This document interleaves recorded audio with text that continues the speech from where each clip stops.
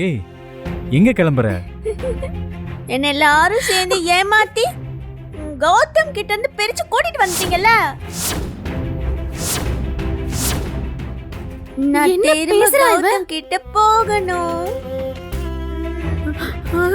என்னால ஒரு நிமிஷம் கூட கௌதம பிரிஞ்சு இருக்க முடியாது. என் பாப்பா இல்ல, அது ரொம்ப பாவம். என் பாப்பாக்கு அப்பா வேணும். எனக்கு என் புருஷன் கௌதம் வேணும். கௌதம் வேணும். கௌதம் இங்க பாரு, நான் சொல்றத கேளுக்கா. நடந்ததெல்லாம் நீ மறந்துட்டியா? இத்தனை நாள் இல்லாம திடீர்னு என்ன உனக்கு இப்படி ஒரு பாசம்?